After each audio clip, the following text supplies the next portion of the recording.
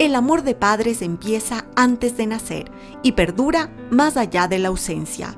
Esa ausencia con la que tienen que lidiar quienes no llegaron a conocer a sus bebés, aquellos que no pudieron llevarlos a casa o los que perdieron a sus hijos poco después de nacer. Como sociedad, no siempre somos empáticos frente a esta situación, aunque poco a poco se van haciendo cambios, incorporando conversaciones, protocolos que nos ayudan a entender esta dolorosa realidad y a acompañar de una mejor manera a las parejas que están enfrentando un duelo perinatal. Muy duro, porque es sumamente duro, es un dolor que si no lo vives no lo puedes entender. Creo que es necesario hablar de este sentimiento, que aunque hayan sido pocas semanas de gestación, pues es algo que lo vives.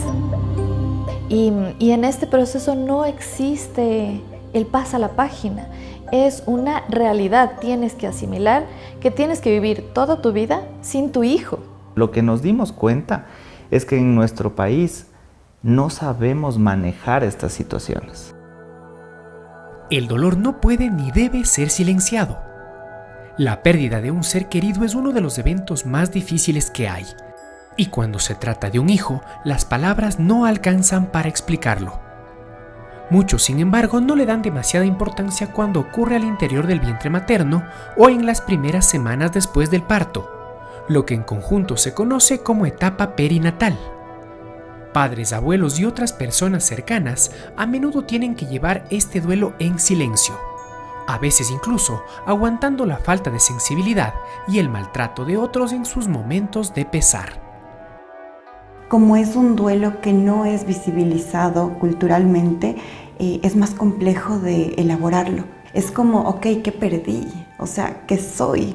¿Y cómo lo voy a elaborar de aquí en adelante? ¿Ya? Porque no siempre tenemos, por ejemplo, un recuerdo, ¿verdad? De tener en brazos, sino lo llamamos manos vacías, ¿cierto? Entonces las familias están con las manos vacías e invalidado por la parte social. No tienen este apoyo exterior que dicen, ok, tu duelo sí existe, ¿ya? Si fuiste mamá, por más que tuviste un poco de gestación, no sé, voy a hablar, 12 semanas, 20 semanas, fuiste mamá.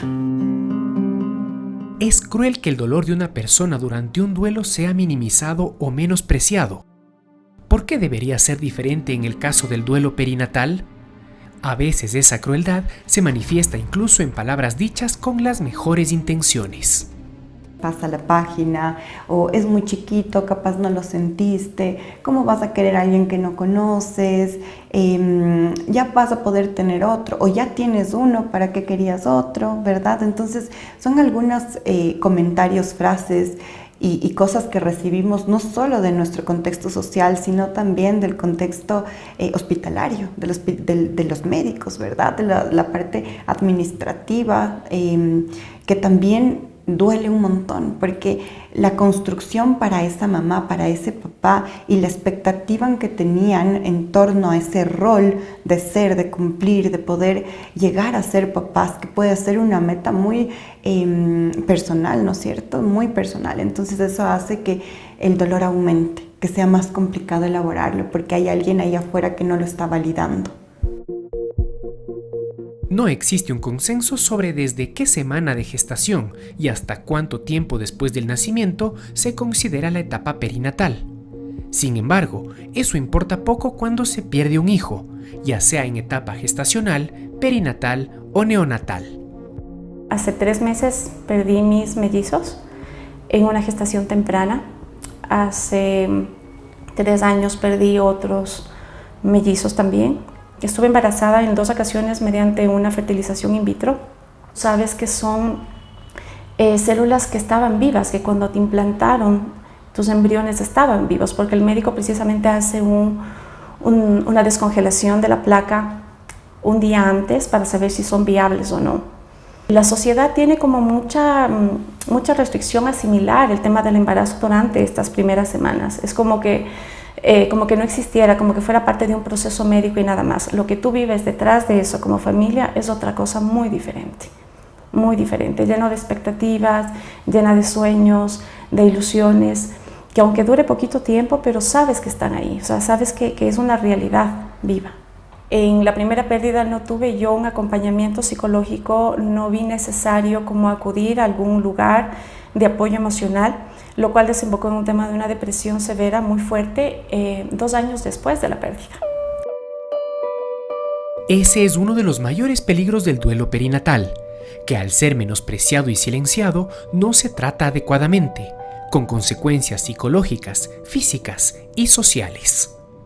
Las consecuencias cuando un duelo hablemos del duelo perinatal, no está siendo tratado, no está siendo acompañado por un plan de salud mental, ¿verdad? Un acompañamiento social, psicológico, emocional, son bastante graves en el sentido en el que sí, puede la persona permanecer por este estado de tristeza profunda durante mucho tiempo, y al no ser tratado puede pasar de ser un episodio depresivo a convertirse en trastornos, ¿verdad? Trastorno de depresión, trastorno de ansiedad. Lo podemos notar en la vida de la persona, que afecta significativamente a las áreas de desarrollo de la persona, a la parte laboral, social, en la parte familiar también. Entonces, la persona de cierta manera tiene menos estrategias para afrontar el día a día. No se equivoque, este no es un problema aislado ni un caso excepcional. 1 de cada 4 mujeres pierde a su hijo durante el embarazo. La Organización Mundial de la Salud contó en el 2019 alrededor del mundo 2.4 millones de niños que fallecieron en su primer mes de vida. La UNICEF ha alertado que cada 16 segundos muere un bebé. En América Latina, en el 2018, más de 189,000 infantes menores a 5 años murieron por complicaciones ligadas al embarazo. En Ecuador no hay cifras oficiales al respecto, y eso ya es un indicador de un problema que se agrava en toda la región. Conocer cifras alrededor del tema del duelo perinatal es súper importante para que deje de ser un tema tabú, ya que permite visibilizar la problemática, es decir, conocer que no es algo pasajero, no es algo que está prácticamente inexistente, sino más bien manifestar todas las personas que han vivido una experiencia, inclusive para poder formar leyes alrededor de este tema, ¿no? El hecho de tener una legislación vigente alrededor de este tema permitirá que se creen protocolos estandarizados a nivel público y privado para que todas las personas, hombres, mujeres que viven esta situación puedan ser mejor atendidas. En Colombia investigaron cuál es la influencia de atender al duelo perinatal en mujeres de una manera humanizada, sensible, empática, y los resultados de esta investigación mostraron que el cuadro sintomatológico que una mujer o un padre puede vivir alrededor del tema reduce. Hay una respuesta sensible que sana básicamente la experiencia. En Ecuador, ante la falta de datos, Paula, Diego y otros 3 profesionales formaron un grupo de investigación que se enfoca en psicología perinatal. Uno de los temas más importantes que han encontrado es la falta de protocolos de atención por parte del personal médico ante un fallecimiento perinatal. Fui al hospital, me mandaron a hacer un eco y la ecografista encima era una mujer. Yo sabía, o sea, tú ya sabes, después de haber perdido todos los niños, ya sabía lo que pasaba y me empezó a hacer el eco y me dice, no hay latidos. O sea, yo sabía lo que eso significa, pero tú te quieres aferrar a una esperanza. Le pregunté, ¿eso sé qué significa? ¿Que está muerto? Que ya no está. O sea, dices, ¿cómo te pueden, en ese dolor que tú tienes, un grado humano? Dices, ¿cómo una mujer no puede solidarizarse con otra mujer? Porque tal vez digo, bueno, un hombre, ¿no? No sabe lo que es estar embarazado, lo que tú puedes sentir. Pero que una mujer sea así de brusca. Entonces sí se debería hacer un poquito como de conciencia, que la gente se da cuenta que no es una bola de sangre o que no es nada.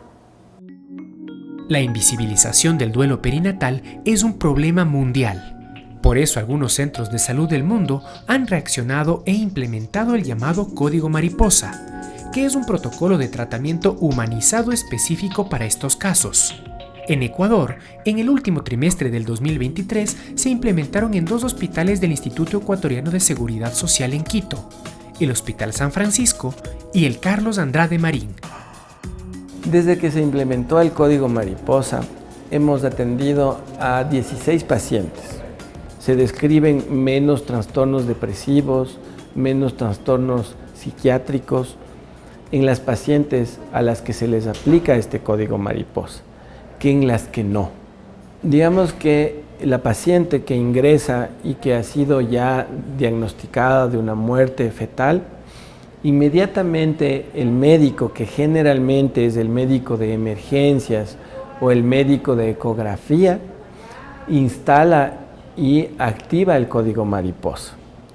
Y inmediatamente la paciente es trasladada a esta habitación especial de duelo, que tiene la característica de ser una habitación individual.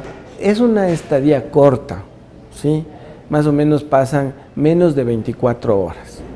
Y en ese lapso se les da todo el apoyo, lo que ellas necesiten. Esta habitación está lejos de la sala de maternidad para que la paciente no escuche el llanto de los otros bebés. Entonces todo el personal sabe cómo expresarse hacia esta persona y hacer un acompañamiento. Ingresa el familiar que ella desee, generalmente es el esposo, pero puede ser la madre, puede ser la mejor amiga, puede ser la que ella decida. Luego de eso se le entrega pues a su bebé y sale a esta habitación para que sufra su duelo, para que abrace a su hijo y se dé una especie de despedida. Luego de eso el feto es trasladado al área de patología, si es que tiene menos de 20 semanas, para un estudio y tal vez tratar de demostrar la causa de la muerte. Si el bebé tiene una edad gestacional mayor a 20 semanas, pues ya se le entrega a los familiares para que se encargue trabajo social del entierro del recién nacido, en este caso muerto, y también de la entrega de la papeleta de defunción. Se le entrega una cajita de recuerdos donde están las huellas de las manitos, de los piecitos. Entonces, de esa forma es como nuestras pacientes son apoyadas acá en la institución. El procedimiento incluye la valoración y seguimiento psicológicos y, de ser necesario, un tratamiento preferencial. Abordamos a la persona que lo requiere. En este caso puede ser la madre, puede ser el padre o pueden ser ambos miembros del núcleo familiar. El psicólogo evalúa a la madre, ve en qué fase de duelo está y posterior a la evaluación se realiza el tratamiento respectivo en la parte psicoterapéutica. Si vemos que aparte de esta situación la persona necesita un abordaje un poco más fuerte, un poco más profundo, interactuamos también con la parte psicofarmacológica. Es ahí donde el médico psiquiatra tiene que actuar. Dependiendo de la evolución de cada caso, podemos seguirles ayudando en visitas o atenciones periódicas. En ese caso, nosotros desarrollamos lo que se llaman los turnos de prioridad. Entonces, anotamos nosotros en nuestras agendas los casos que requieren mayor frecuencia, mayor aproximación diagnóstica y terapéutica, y esos casos los vamos nosotros encuadrando para que puedan ser atendidos con mayor premura. En un próximo reportaje, ¿qué otros cuidados y medidas se pueden aplicar a quienes sufren una pérdida perinatal? ¿Cómo deben acompañar y tratar a estas personas, sus familiares y amigos?